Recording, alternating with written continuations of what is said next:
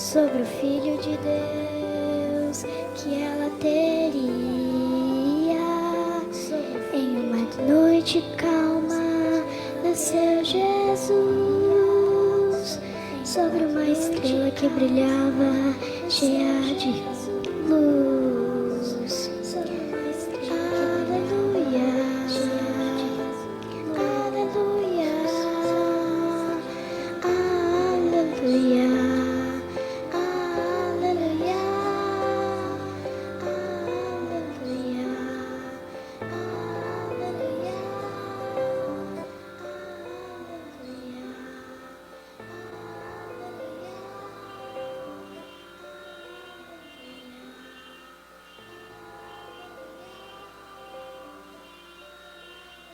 E aconteceu naqueles dias que saiu um decreto da parte de César Augusto para todo o mundo se alistasse. E todos iam alistar-se, cada um à sua própria cidade. E saiu também José, a fim de alistar-se com Maria, sua esposa, que estava grávida.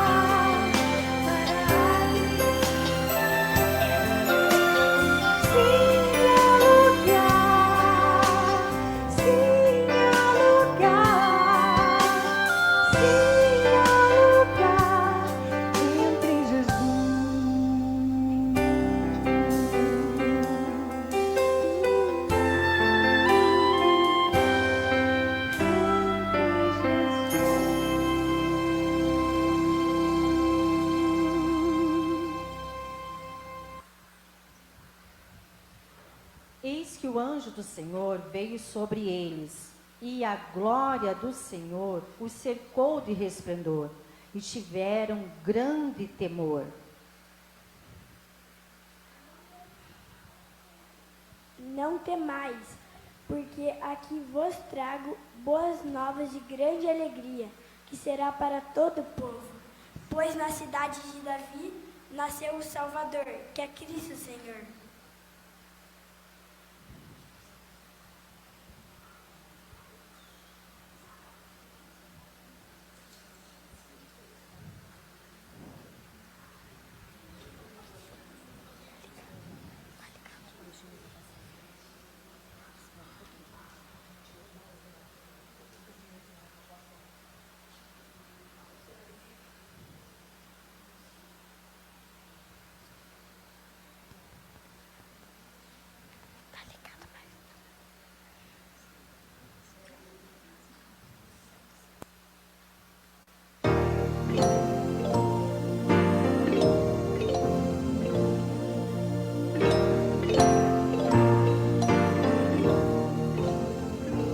Pisca, pisca, estrelinha, pisca que nasceu Jesus. Ovelhinhas e pastores foram ver a sua luz e levaram lãs mimosas e seus cantos de alegria na primeira visitinha que o menino recebia.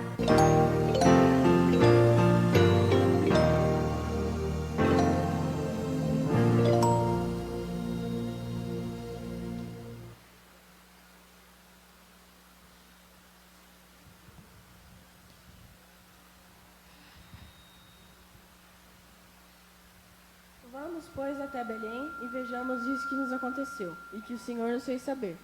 Sigamos a estrela, esse é o sinal que temos para chegar até o nosso Salvador.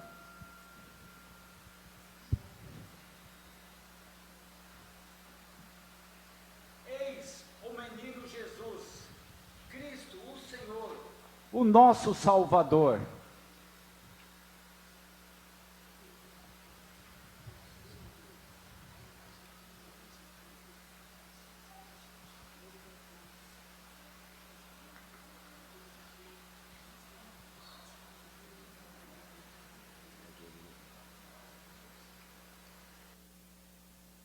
Vinde todos, louvemos, Jesus Cristo nasceu para a salvação de todos. Ele quer iluminar a sua vida.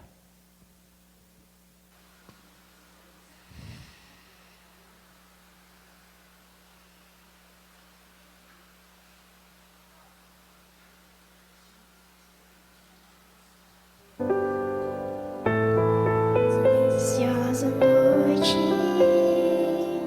sobre o brilho das estrelas, todos estão prontos, aguardando o Salvador.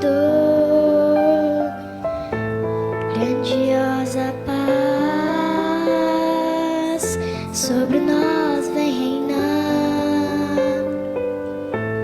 com toda a sua glória. O Rei dos Seis vamos louvar. O choro do bebê é a voz da esperança, boas novas de alegria, novo fôlego de vida. A promessa se cumpriu do Messias esperado. O Natal chegou, Jesus nasceu, vamos celebrar. Filho de Deus que vem reinar, só luz esclarecer, vamos adorar. O Rei dos Seis chegou, vamos celebrar. É tempo de comemorar, pra libertar e pra nos salvar. Veio pra nos resgatar. Nasceu, vamos celebrar. Tempo de comemorar, pra libertar e pra nos salvar. Veio pra nos resgatar. Veio pra nos resgatar.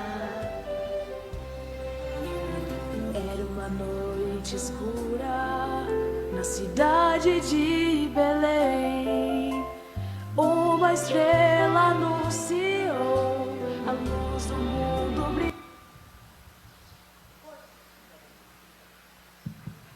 Porque o menino nos nasceu, um filho se nos deu, e o principado está sobre os seus ombros, e se chamará o seu nome, maravilhoso, conselheiro, Deus forte, Pai da eternidade, príncipe da paz. Só isso. Isaías 9:6.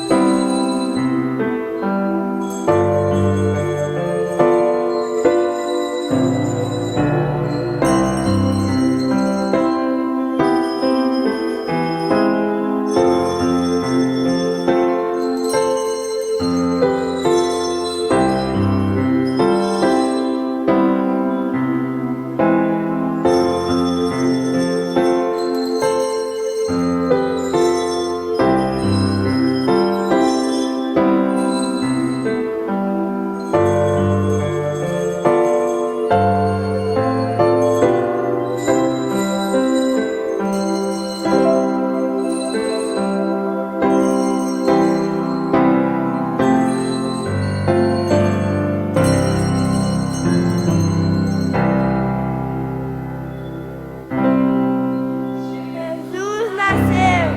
Feliz Natal!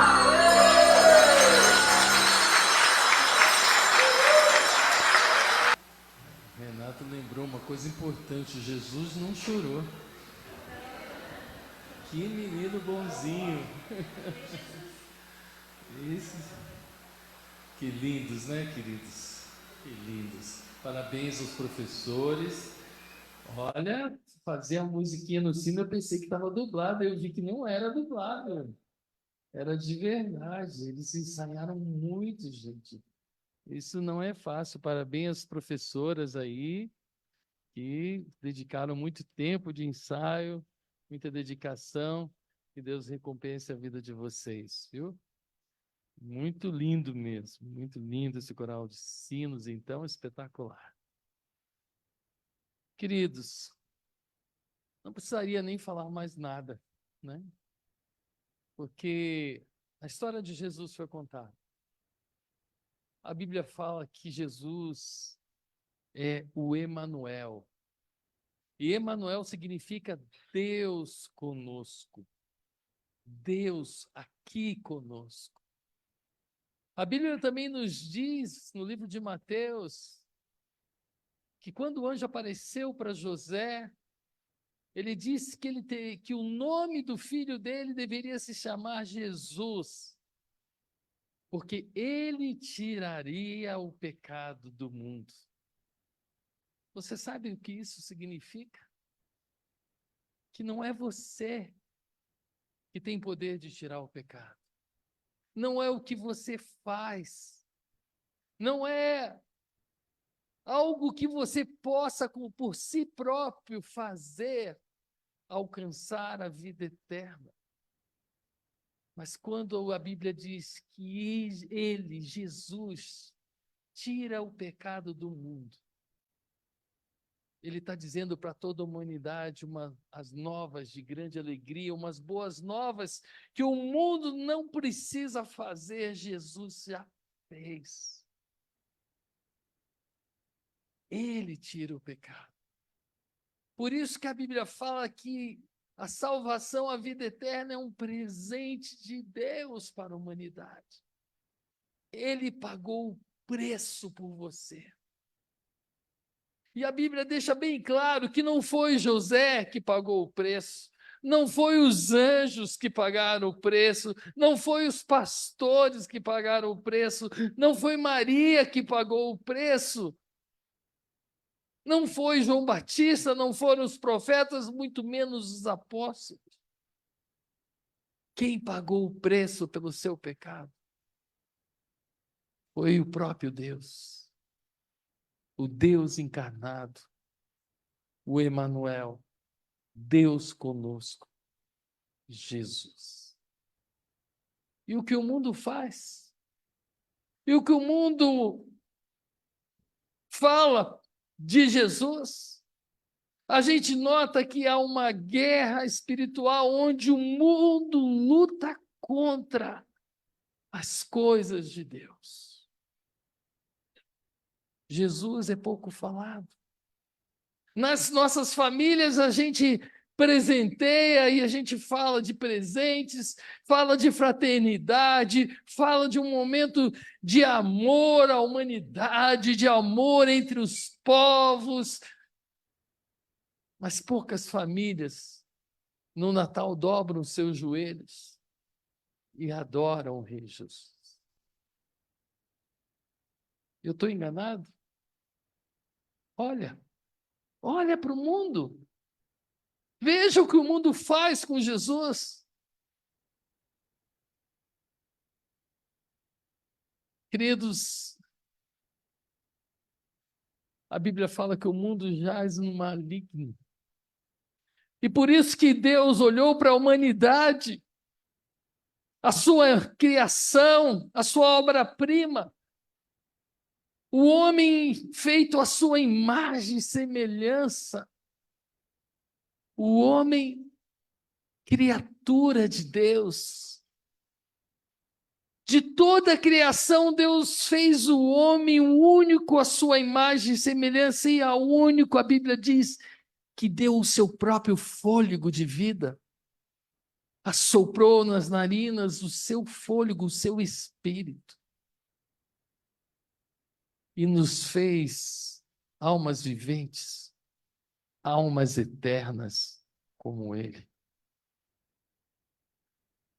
Mas a Bíblia fala que o mundo, que o homem escolheu desobedecer a Deus.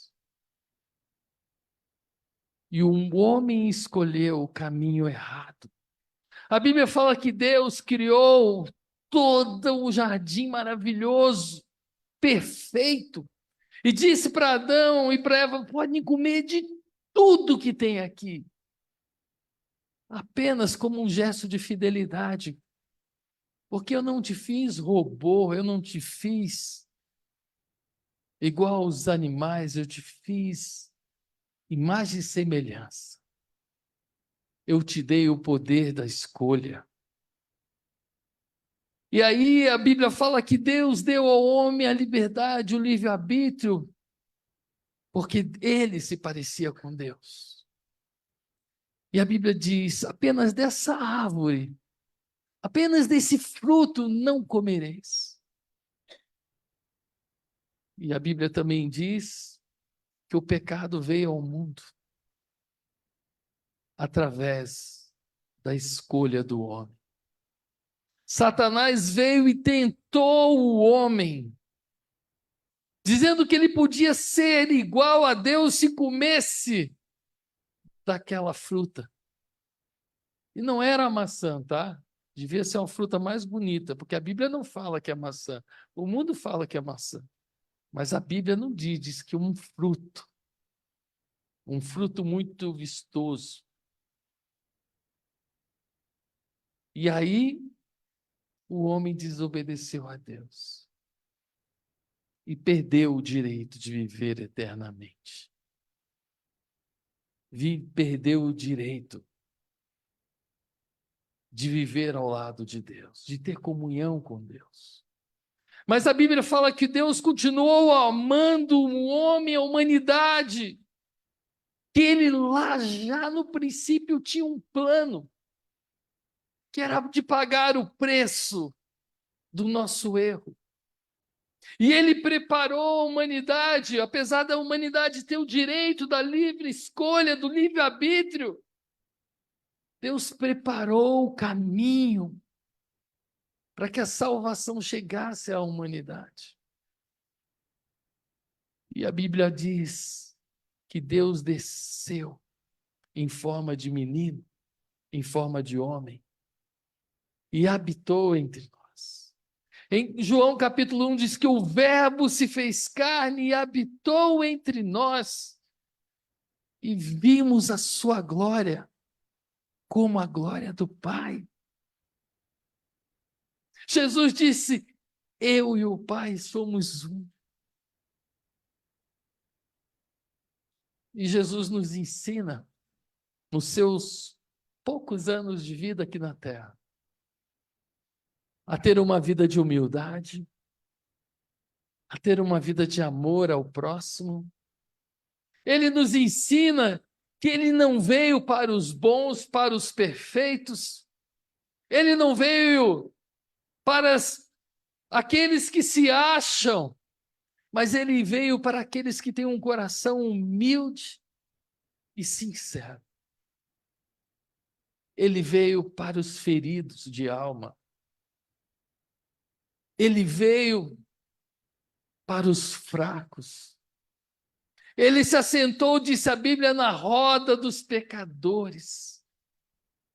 Ele escolheu os mais indignos seres humanos da terra. Por quê? Porque ele nos amou. E, na verdade, querido, nem eu, nem você somos dignos do amor dele. O texto de Mateus que nós lemos antes, no começo, antes desses versículos, Mateus mostra a genealogia de Jesus. E ele começa 14 gerações até o rei Davi. Depois mais 14 gerações. E depois, ao torno de mais 14, foram, quem é bom de matemática, que meu filho, perdi as contas aqui, mas todas as gerações, Deus foi preparando o caminho do Salvador. E sabe o que essa genealogia nos mostra? Que a genealogia não era apenas uma genealogia, mas era o currículo do Messias. Naquela época, não era como hoje que a gente faz um currículo e manda e recomenda, e se recomenda, né, para algum cargo, para alguma função. Naquela época, o currículo da pessoa era da onde ele vinha, da linhagem que ele vinha, porque eles viviam em forma familiar, existia um clã. E eles viviam dentro daquele clã. E aquilo dizia quem era aquela família, ou quem era o indivíduo. Só que Jesus quebrou tudo isso. Porque, assim como hoje, muita gente esconde coisas do currículo, não é assim? Você, quando escreve um currículo para uma empresa, você não diz os seus defeitos. Você omite algumas coisas. Naquele tempo também era assim. O próprio rei Herodes, quando falou da sua genealogia, escondeu da sua genealogia as partes podres da família. O grande rei Herodes. Naquela época, isso era de suma importância. Mas notem que Jesus quebra isso. Jesus, naquele tempo, o currículo familiar era uma sociedade patriarcal. E as mulheres não eram contadas.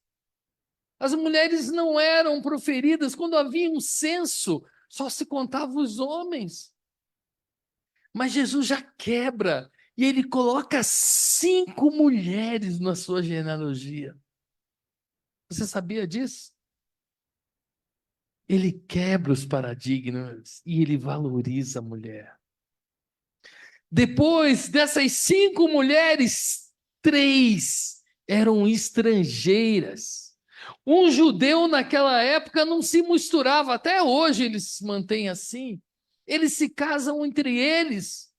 E uma pessoa que não era judeu não tinha direito de entrar no templo, não tinha direito de adorar a Deus, nem sequer chegar perto do tabernáculo, que era um lugar de adoração. Mas Jesus coloca 3 mulheres que não eram judias, quebrando um paradigma. Aí Jesus quebra de novo o paradigma. Essas 3 mulheres, além de gentias, uma delas era prostituta, você sabia? Raabe. E você conhece aquela linda história daquela prostituta que protegeu o povo de Deus e foi salva. E a Bíblia diz que de Raabe nasceu Jesus. Além disso, ele coloca mais 2 outras mulheres. Que eu não decorei o nome, Farés e Zará, cuja foi mãe de Tamar. E quando você começa a lembrar aquela história, vamos lembrar um pouco o que aconteceu. Tamar enganou o sogro Judá, de modo a induzi-lo a deitar-se com ela. Embora essa história é triste, e Mateus recorda deliberadamente alguns dos incidentes mais sórdidos e repugnantes e imorais da Bíblia nessa história. Essa conturbada história fala que ela se deitou com seu sogro e cometeu um incesto. E dessa mulher, Jesus veio. Ela está na genealogia de Jesus. Jesus quebra paradigmas. E a genealogia de Jesus, o currículo de Jesus continua. E aí vem a parte boa, que a gente acha que é a parte boa. Na linhagem de Jesus está o rei Davi. Você logo pensa, ora, eis alguém que todo mundo quer ter na genealogia, a realeza. Contudo, Mateus acrescenta em um dos seus grandes irônicos e eufemismo da Bíblia, que Davi era pai de Salomão, gerado daquela mulher que havia sido mulher de Urias. Ela se chamava Betseba, você lembra da história? Mateus está nos convidando a recordar um trágico e terrível capítulo da história. Quando Davi estava foragido, fugindo do rei Saul para salvar a sua própria pele, um grupo de homens acompanhou ele até o deserto, ficou em torno deles e pôs em risco as próprias vidas para proteger Davi. Eles foram chamados guerreiros de Davi. Arriscaram tudo, sendo um deles Urias, amigo a quem Davi devia a vida. Ao ponto de, anos mais tarde, depois de se tornar rei, Davi viu a mulher de Urias tomando banho, Betseba, e a desejou a ponto de dormir com ela. Então, Davi providenciou que Urias fosse morto para se casar com ela. Que história triste. Esse Davi também não era fácil. Também era pecador. Também não era digno, apesar de ser da realeza, ele não era digno de pertencer ao currículo de Jesus.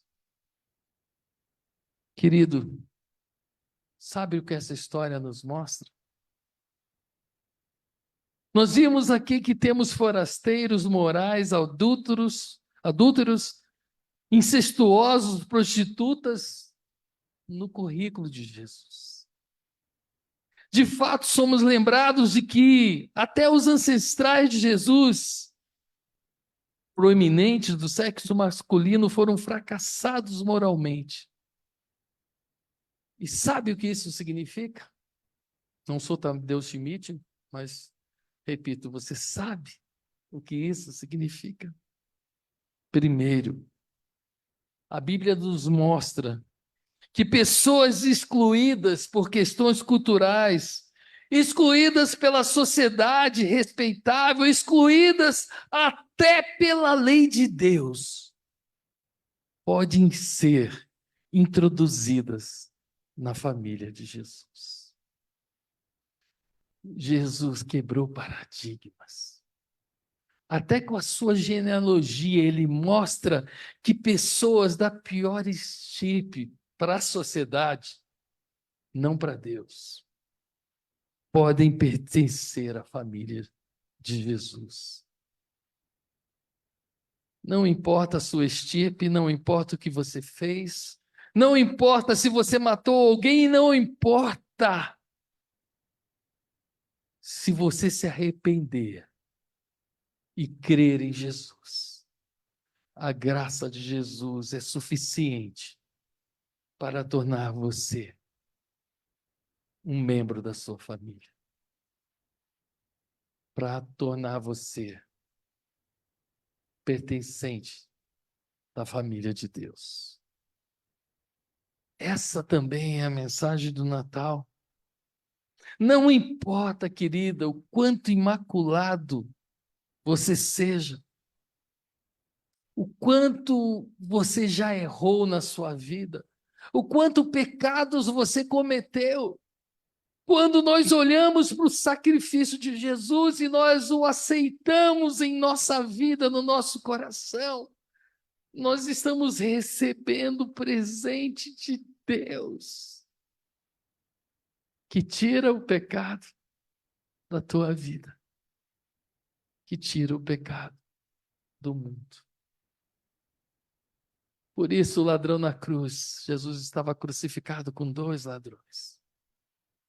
Um, diz o texto, zombava de Jesus. O outro olhou para ele e disse: Senhor, o Senhor não merecia. Lembra-te de mim quando entrares no teu reino. E o que diz o texto? Ele morreu, reencarnou? Não. A Bíblia diz que Jesus olhou para ele com olhos de misericórdia, de amor, e disse: hoje você estarás comigo no paraíso. Por isso, meu querido, Jesus é o único que tira o pecado do mundo. Jesus, por isso que a Bíblia diz que ele é o Emanuel, Deus conosco. E quando apenas um olhar, apenas uma palavra, apenas um coração humilde e quebrantado dizendo para ele: Senhor, tu és Deus, não merecia estar aqui. Lembra-te do miserável pecador que eu sou. A Bíblia diz que nós ouviremos de Deus: vinde bendito do meu Pai e possuí a herança que eu tenho preparado para você desde a fundação do mundo. Queridos, essa é a mensagem do Natal. Jesus pagou o preço por você. Jesus, ele é o único que é digno de adoração. Eu queria convidar a banda a voltar aqui e a gente vai tocar de novo Ajoelhar. Ouvir a voz dos anjos. Natal, vos nasceu o Rei dos Reis. E eu queria convidar a igreja toda, se você sentir no seu coração, de vir aqui com um gesto de humildade e se ajoelhar, não diante da gente. Se você quiser, você pode se ajoelhar aí mesmo, no seu lugar. Mas se você quiser vir aqui como um sinal de quebrantamento, de dizendo: Senhor, eu não sou digno, mas eu quero aceitar o presente de Deus. Se ajoelhe no seu lugar. se você pode, se você tem saúde, se você não tem condições, se ajoelhe no coração. Nós temos aqui 2 cadeirantes que não podem fazer. Um é meu pai, pastor Adelso. Se você pode, enquanto a gente canta esse cântico, se ajoelhe e diga: Senhor, eu não sou digno, mas eu quero estar com você na vida eterna. Amém? Espero que você tenha entendido a singela mensagem do Natal. Espero que você guarde no seu coração e decida fazer um ano diferente na sua vida. Um ano onde Jesus será o único Senhor da sua vida. Jesus, o Deus conosco, o Verbo que se fez carne. Amém? Vamos orar. Senhor Deus, Pai, o Senhor conhece cada coração aqui, ó Pai. O Senhor conhece cada pessoa que com a sua alma se ajoelhou diante do Rei dos Reis, Jesus. E nesse momento, Senhor, olhamos para o menino Jesus, mas aquele que se deu por nós na cruz do Calvário, e que não ficou morto, e ao 3º dia ressuscitou. Pai querido, nós nos prostramos diante do Senhor. A nossa alma se prostra e adora ao Rei dos Reis. Senhor, que não seja somente no Natal, mas que a partir desse Natal tenhamos uma vida de gratidão e de plena adoração ao Senhor que se entregou por nós. Pai, abençoa cada um que aqui está, Senhor. Abençoa cada um que veio aqui. Cada família representada, Senhor. Que eles possam não vir apenas uma vez por ano, mas que eles possam vir à casa do Senhor. Sempre se ajoelhar, se prostrar diante do Deus eterno, diante de Jesus. Pai, a tua palavra diz que quando nós aceitamos o presente de Jesus, o nosso nome é escrito no livro da vida, e a partir dali podemos ter a certeza que estaremos contigo eternamente vivos, pois a morte Jesus venceu por nós. Por isso, Senhor, não somos nós que nos tornamos dignos, mas é o Senhor que nos torna dignos, porque o Senhor pagou o preço por nós. Por isso, nessa noite, te adoramos, Senhor, e que a graça de Deus, nosso Pai, e o amor do nosso Senhor e Salvador Jesus Cristo, e as consolações do Espírito Santo de Deus, seja com este povo, Senhor, e seja sobre toda a igreja de Cristo, espalhada sobre a face da terra, agora e para todo sempre. Amém.